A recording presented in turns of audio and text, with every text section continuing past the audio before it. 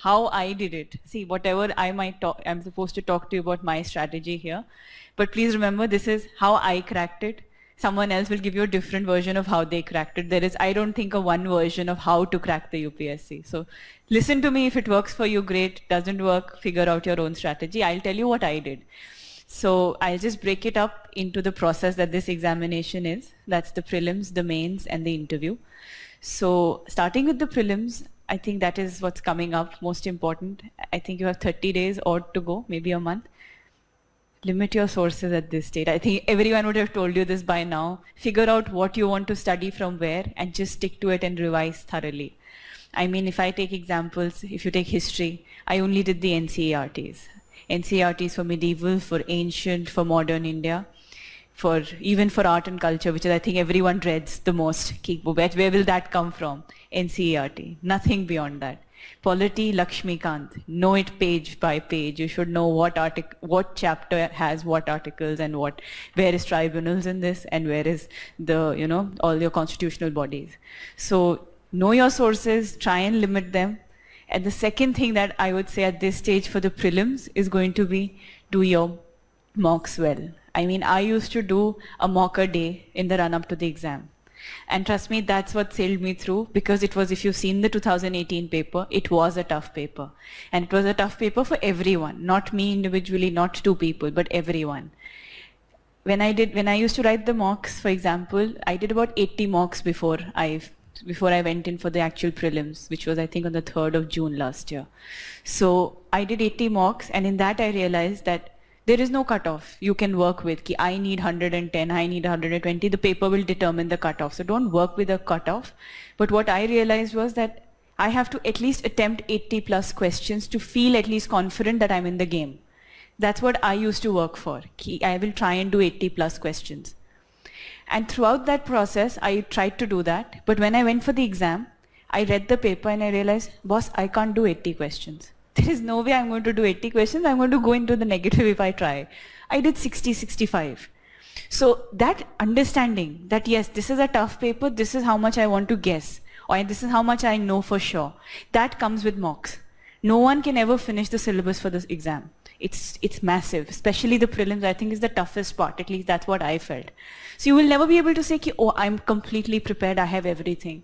Revise what you have, and if you do the mocks, you'll have the understanding to know whether what is the element of how much I know and how much I want to guess. Again, this is also something which everyone will say, you'll know 40 to 50 questions. Good day scenario, 50 questions. Sleepy day scenario, 40 questions. That's the range. Everyone, we all have the same body of knowledge. That's how much I knew. Beyond that, it's going to be intelligent guessing, smart guessing. Engineers have a different formula of guessing. Everyone has a guessing formula. You will also have one. So that works. But how much of it you want to do is something mocks will prepare you for. So that's what, I'm not an engineering student. I actually struggled with prelims a lot more because I did not have this an analytical mind to say, I'm going to do this way and this is the number I get right, this is the number I get wrong. So I had to work a lot harder. Some of you might have to work less hard on that, but this is what I did. So for the prelims, I think really just two things at this stage.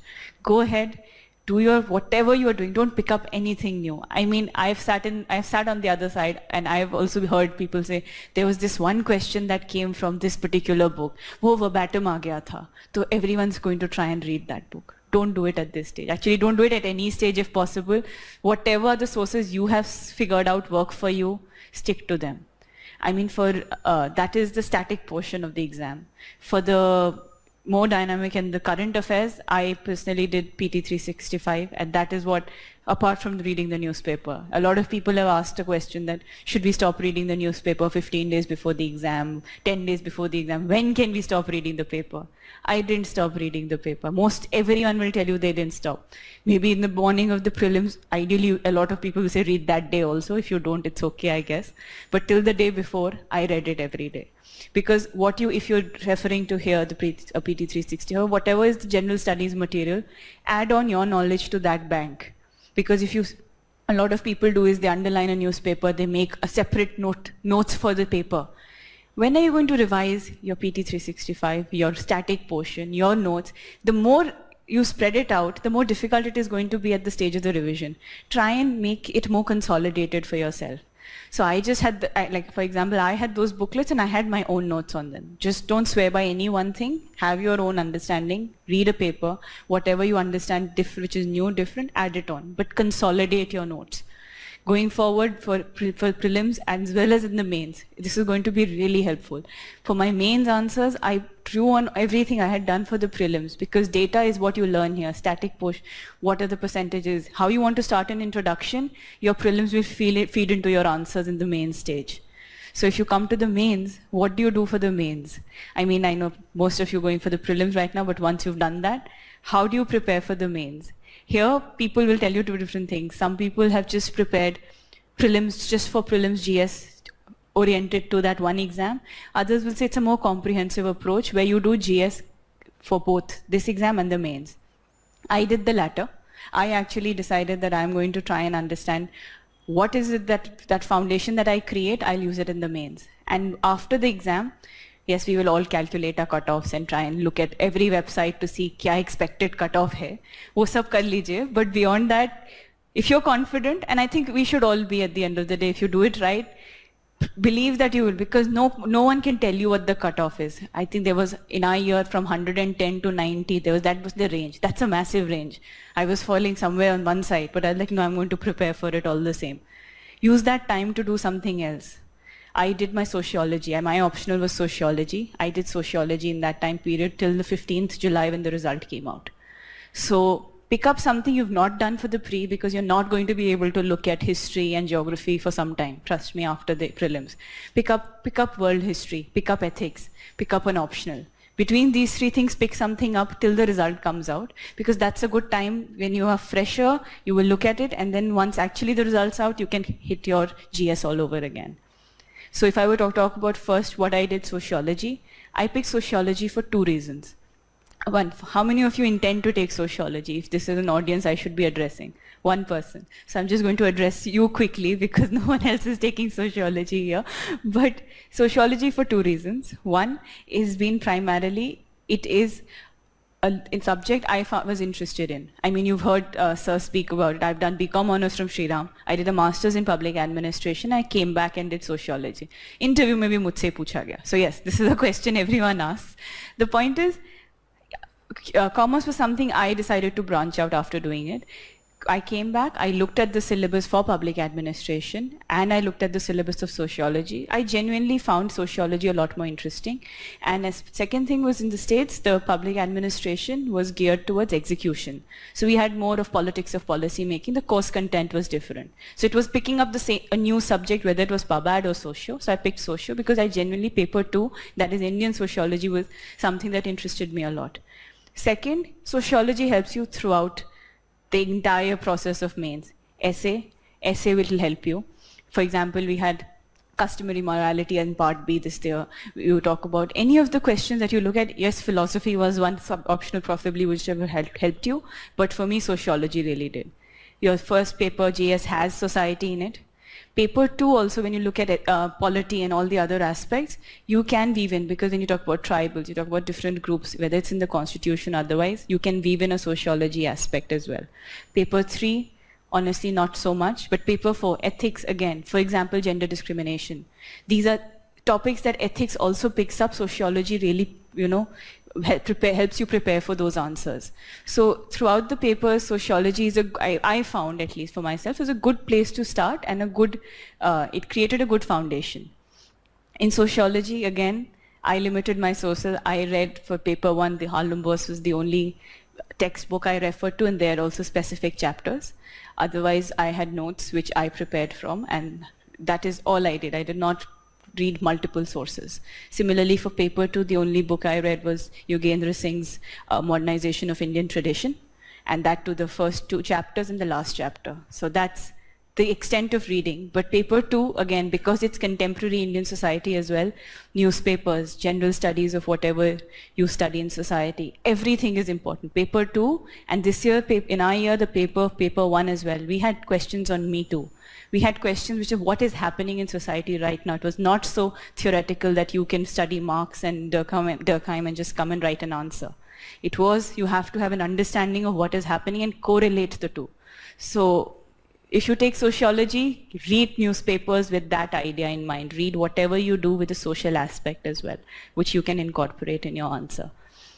Then if I were to tell you what I did for each paper for general studies, paper 1, which is if I talk about the essay, I honestly did not put in as much effort, though that's not advisable, because I was a lot more confident about my writing skills, and I did about 4 essays, each only one, so total 4 essays in the run-up to the mains.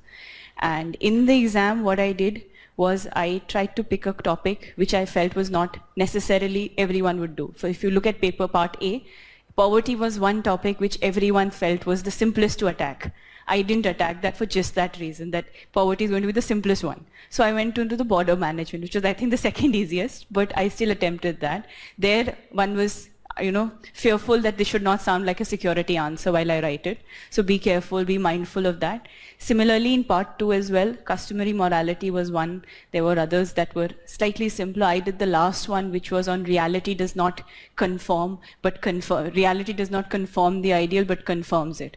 It's a tricky one, but I tried to attack that because I was like, this is different, and it was interesting also. I found that topic interesting. So what I did for the essay was these 4 practice papers, and I don't study before the exam. So last 2 days, I packed my books and I was like, now let the mains come. I used to listen to TED Talks, and I heard a few commencement speeches. Why? Because they give you nice openings. They might give you a nice idea of how to write an essay. And actually in part B, commencement speeches really helped me. So this is just something I did. You might want to, if you're someone who actually sits and revises till the last day, there are people who do that, go ahead, do that. I just couldn't. I need a fresh mind. So like 2 days before, it was started on a Friday, Wednesday, and Thursday, I did not study. I did all of this just for the essay. So figure out what works. This is what I did for the essay. For the main four GS papers, again, one is limited sources, whether it's paper 1, paper 2, 3, or 4. I had also given the mains in 2016. So something which I would like to say that I did and I learned between 16 and 18, which was different, was in 16 also I worked very hard. I used to write all my answers myself. I never joined a test series. I never had a second eye on my paper. So while I got through the mains that year, my marks were very low. This year, the thing I did differently was I still practiced on my own, but I also joined a test series. I used to try and do a 3-hour paper on my own, but once in a week, I would come and write an answer here, and get that checked. That really helped me. Why? Because I realized how everyone talks about the skill and art of answer writing. There is something, but it's different for everyone. So figure out what works for you. For me, I think there's enough conversation about drawing, how presentable it should be, what charts you should have, what maps you should draw. For me, I have a terrible handwriting. I was told that every single time, that no one's going to read it, it's illegible, though your content exists. I realize I cannot change that at this stage in my life. What I can do is try and at least, if I'm writing a topic and I know this is relevant to the content, just underline it and move on. So that is the extent of beautification I tried to do, because I knew I am battling something where there are people with very presentable and beautiful handwritings out there.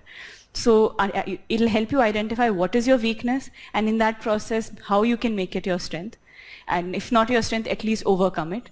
And second, I learned, for example, in 16, there was a question on urban floods, if I'm not wrong, which was the same across. It was there in paper 1, and I think 2 and 3, or at least 1 and 3. I wrote the same answer for both. Because jo aata tha sab likh ke aage, khud hi likha tha. One had never practiced it, and no one had ever told me how to write it. I realized that that's not how you're supposed to do it. Think of what paper you are in. Are you in paper 1? Is that only a geography question that was being asked then? When it was asked in paper 3, it was a disaster management orientation that I need to bring in. If it's paper 2, do I need to talk about governance? So this understanding, honestly, for me, developed this year, and I think that did help me do better. And this year, I was not sure, but I was told that trade wars, I think, was a question that overlapped. So I'm sure when I had written that, it would have been different in the 2 papers, because the ask of the paper and your expectation is different. So these are the small things that I learned while I was doing a test series. And that really made the difference for me. Apart from that, how I used to practice, I used to try and do a question full length in the last 1 month, actually a full length paper. And whether it's comprehensive, whether it's thematic, I think answer writing on a daily basis, if you don't do 3, do some amount, is a non-negotiable.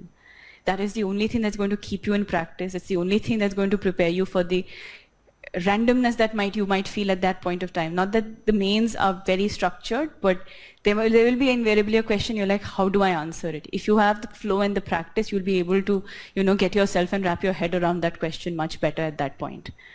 And that's why when I said an optional as well, every day in the night from 10 to 11, I used to do socio. I used to do 2 questions of paper 1 and 2 questions of paper 2. This was something I did this year because I realized answer writing for sociology also has to be done every day. So if you're not interested in your optional subject, you're not going to be able to do this after a full day of padhai. I am not a night person, so I used to sleep after my socio test. But that was not something stressful for me at 10 o'clock in the night. It was okay, fine, I'll do two questions of socio each, and that's it. So answer writing and limited sources is something, again, that's going to really hold you in good stead in the mains. Again, for the general studies, I've been a student here. So mains 365 is what I did for current affairs. Again, even in that, figure out what newspaper you're reading. Again, I had my own notes. For everything, it was not that you just bank on any one thing. Keep your newspaper reading alive. I only read the Hindu. That's one newspaper I read. I did not read multiple till the stage of the mains. In the interview, yes, I added one more newspaper. And in that process, if you look at it, mains is something that you need to do analysis. And you need to have an understanding. So while doing any booklet or referring to anything, it's the newspaper that develops your understanding. And that's what I felt. And I would really recommend, this is something I would say, even though it's my strategy, everyone should keep this in mind. Don't leave the newspaper at any stage, please. A lot of people ask this question, and that's why I'm just highlighting this. The newspapers are very important. If we go on to the interview stage, again, I will draw from my 16 experience and my 18 experience, and the reason I'm doing this is because I learned from my mistakes in 16. I went to the interview, I was in the reserve list, and this year, this has been my result. So I think I can say that there are some learnings that have come. So for the interview stage, again, I went everywhere, literally everywhere in 2016 for mocks. Let me go here, let me pick this up, let me pick this up. I used to study for 9 hours a day for the interview.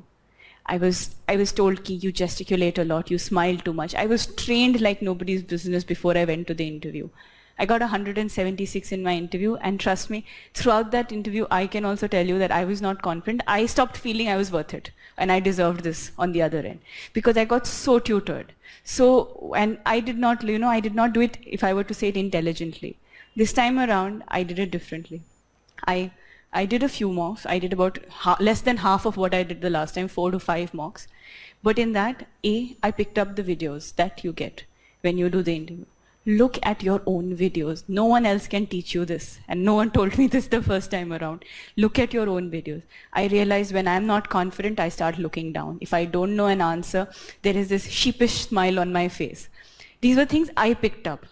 I'm looking successfully at my own interviews, and I analyzed myself and I said, this is not how I'm going to do it. No one else told me. This time no one told me you gesticulate a lot, you're smiling too much, because I was more confident. I was just working with myself while I was using the platform of a mock for those question and answer. So that, everyone will tell you it's an exam of self-awareness and confidence, and the interview is a personality test, not a knowledge test. I'm sure you've all heard that. But it is a knowledge test, but yes, it's more of a personality test. And that personality, you need to figure out what's working for you and not. Every board is going to be different. When I went for my first mock this time around, someone asked me a question on Trump. And when the question came, they said, what do you think about Trump? I gave a nice answer of what he means as the President of the United States and what he means for international relations. In the feedback, I was told, we asked you for your opinion. Why are you giving us such generic responses? Took that feedback. In my last mock, again, I was asked a question on Trump. This time I said, I feel so and such, this about Trump. And then I, padded it with data and facts. I was told at the end of the feedback, that was my last mock, you're not supposed to give opinions. Please don't give opinions. Tell us what is factual and only restrict yourself to that, as that is not expected of you. So what I'm trying to say is that the more mocks you do, you'll get confused. So emotional intelligence, which is of ethics, is a lot more important thing for the interview than necessarily knowledge. We will all have the data and facts. All of us can talk on Trump, President Donald Trump, if I were to say, right? But that does not mean your answers are going to be the same. It is, see who's asking you, what has the interview gone so far, what do you think is going to be expected of you, what level of interview you are at.